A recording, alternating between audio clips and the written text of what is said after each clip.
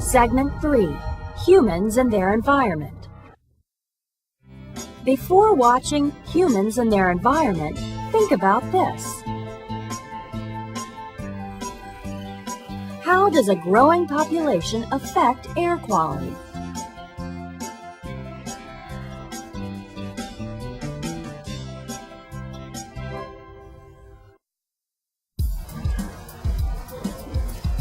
What may seem like a fun day at the pool is actually scientific research.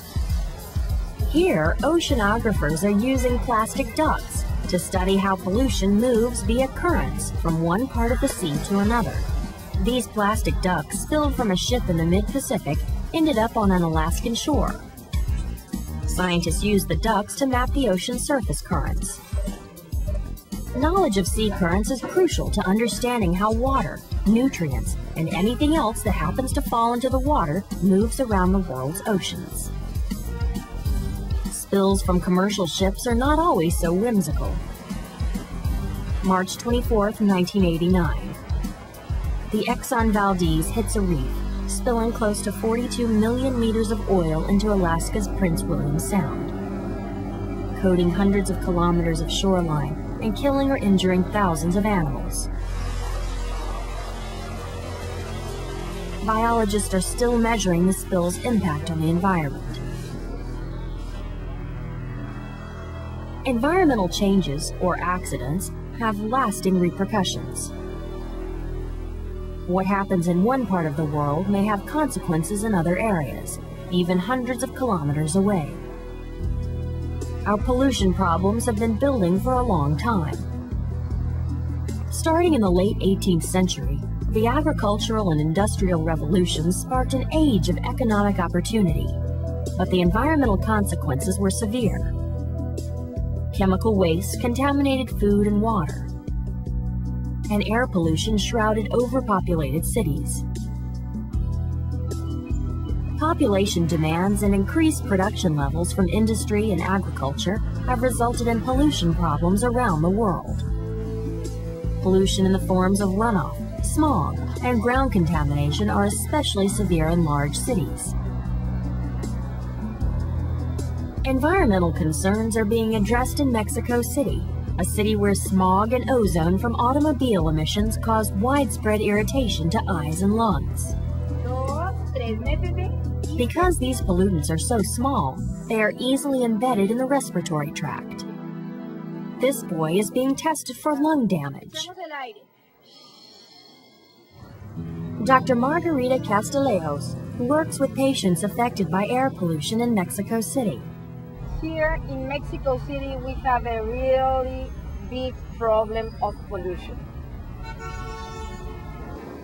The pollution comes from the industries and also from the automobiles. We have here more or less 3 million cars cruising every day the city.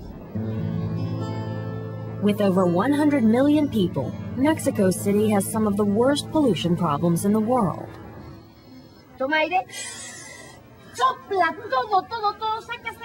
Dr. Castillejos monitors her patient's lung damage. Medical researchers have found that smog is full of small particles that may penetrate the lungs. Only a few hundred kilometers north of Mexico City, the smog problems of Los Angeles are legendary. But efforts to legislate smog levels in large cities are making slow progress. Despite several clean air laws, particulate matter emissions have nearly doubled in the United States since 1970. 144 million metric tons are still released into the air every year. To reduce pollution, these taxis in Mexico City and most U.S. vehicles use catalytic converters, devices that change harmful gases such as carbon monoxide into carbon dioxide and water vapor. As a result, the number of toxic chemicals emitted into the air is greatly reduced. Corn-based ethanol could someday replace our fossil fuel-based gasoline. Cars can also be converted to run on other types of energy, such as these solar-powered cars. Hybrid cars run on a combination of 2 sources of power, such as a rechargeable battery and gasoline. It is vital that pollution be cleaned up and natural resources preserved wherever possible. Although significant strides have been made to clean and preserve the world we live in, we must constantly reevaluate how we use our natural resources. A better tomorrow can only begin with a clearer and cleaner vision of today. Now that you've seen humans and their environment, talk about this. What is the air quality where you live? What can be done to improve local air quality?